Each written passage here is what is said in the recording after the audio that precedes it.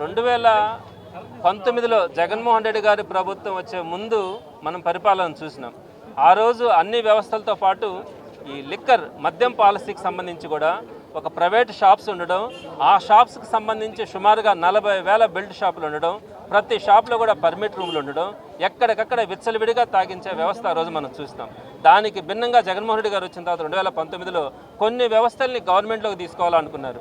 ప్రధానంగా విద్య, వైద్యం గవర్నమెంట్ సెక్టర్లో చక్కగా ఉండాలని, అలానే అందరికీ కూడా ట్రాన్స్పోర్టేషన్ బాగుండాలని ఆర్టీసీని కూడా ఆయన గవర్నమెంట్లోకి తీసుకోవడం, వీటన్నింటితో పాటు ఈ లిక్కర్ షాప్స్లో చాలా ఇబ్బందులు వస్తూ ఉంటాయి, పేద ప్రజలకు సంబంధించినటువంటి ఆరోగ్యం పాడవుతూ ఉందన్న ఆలోచనతో ఆయన లిక్కర్ షాప్స్ అన్నింటినీ కూడా గవర్నమెంట్లోకి తీసుకోవడం కూడా జరిగింది. గవర్నమెంట్లోకి తీసుకున్న తర్వాత అక్కడ మనకు జరిగినటువంటి మంచి ఏంటంటే, రాత్రి సుమారుగా 10 గంటలకు క్లోజ్ చేయాలంటే 9:55 కల్లా షాప్స్ అన్నీ క్లోజ్ చేసి, నైట్ టైం ఎక్కడా కూడా మనకి లిక్కర్ అవైలబిలిటీలో కూడా ఉండేది కదా. ఆ రోజు ఎక్కడా కూడా పర్మిట్ రూమ్లు ఉండేటివి కాదు, ఎక్కడా కూడా బెల్ట్ షాపులు ఉండేటివి కాదు.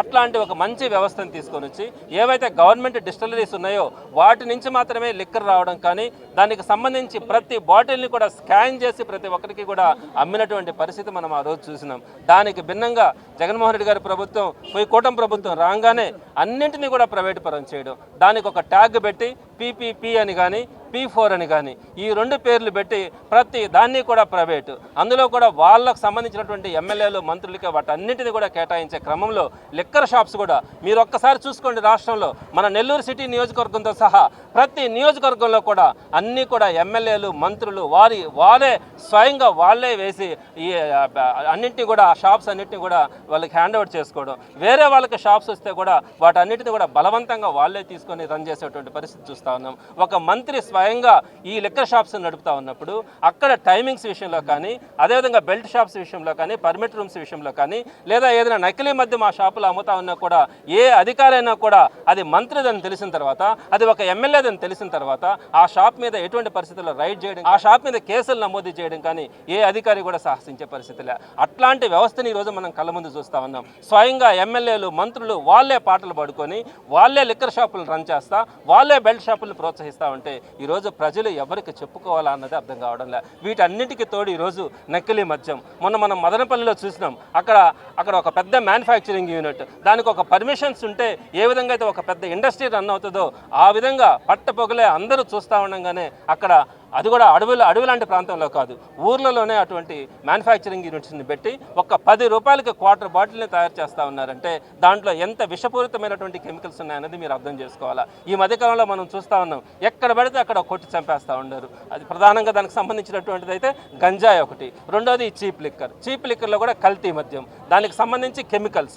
ఈ రోజు కనుక మ్యానుఫ్యాక్చరింగ్ యూనిట్లో కనుక చీప్ లిక్కర్ తయారైతే రేపటికల్లా షాప్స్కి వస్తూ ఉంది. కనీసం 2-3 నెలలైనా కూడా అయితే దాంట్లో ఉన్నటువంటి విషపూరితమైనటువంటి ఏదైనా ఉంటే అవన్నీ కూడా అబ్జర్వ్ అయ్యేదానికి అవకాశం ఉంటుంది. అలా కాకుండా ఇమీడియట్గా ఎక్కడైతే తయారవుతా ఉందో ఆ కెమికల్స్ని తీసుకొచ్చి తర్వాత రోజు కల్లా షాప్స్లో కానీ బెల్ట్ షాప్స్లో కానీ అమ్ముతా ఉన్నందువల్ల ఈరోజు దాన్ని తాగి వారందరూ కూడా ఆరోగ్యాన్ని పాడు చేసుకుని అనేక మంది ఈరోజు చనిపోతూ ఉన్నారు.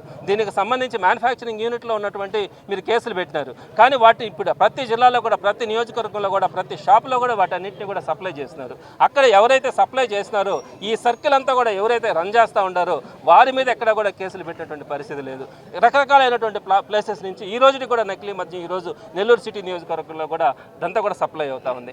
ఈరోజు మనం మహిళలను కనుక చూస్తే వారు ఎక్కడా కూడా ఇంతకు ముందు వారికి సంక్షేమ పథకాల ద్వారా 4 రూపాయలు డబ్బులు వచ్చేటివి, ఈరోజు ఆ పరిస్థితి లేదు. వాళ్ళ మెడలో ఉన్నటువంటి తాలిబొట్లను కూడా ఈరోజు మగాళ్ళు తీసుకెళ్ళిపోయి వాటిని అమ్ముకొని ఆ నకిలీ మద్యం తాగి హాస్పిటలైజ్ అవుతూ ఉంటే వాళ్ళు కన్నీటి పర్యంతం అవుతా ఉన్నారు. ఇటువంటి విషాదకరమైనటువంటి పరిస్థితులను చూసిన తర్వాత జగన్మోహన్ రెడ్డి గారు ఈరోజు అన్ని నియోజకవర్గాల్లో కూడా ఎక్సైజ్ ఆఫీసెస్ దగ్గర వైఎస్ఆర్సీపీ తరఫున ఒక డిమాండ్ చేస్తూ ఒక విజ్ఞాపన పత్రం ఇవ్వమని కూడా చెప్పడం జరిగింది. అందులో భాగంగా నెల్లూరు సిటీ నియోజకవర్గం నుంచి ఈరోజు వైఎస్ఆర్సీపీ పార్టీ నాయకులు, కార్యకర్తలు అందరూ కూడా ప్రజల పక్షాన, ప్రజలు ఏదైతే ఇబ్బందులు పడతా ఉండారో ఈ నకిలీ మద్యం ద్వారా, ఏదైతే ప్రజల ప్రాణాలతో చెలగాట మాడుతూ ఉన్నారో దానికి సంబంధించి ఒక విజ్ఞాపన పత్రాన్ని ఈరోజు ఎక్సైజ్ డిపార్ట్మెంట్లో ఇవ్వడం కూడా జరిగింది. తప్పకుండా డిమాండ్ చేస్తూ ఉన్నాం. రాబోయే రోజుల్లో ఇదే కల్చర్ కనుక మీరు ముందుకు తీసుకెళ్తే వైఎస్ఆర్సీపీ ప్రజల పక్షాన నుండి పోరాడుతుందని మాత్రం తప్పకుండా కూడా ఈరోజు కూటమి ప్రభుత్వాన్ని హెచ్చరిస్తా ఉన్నాం.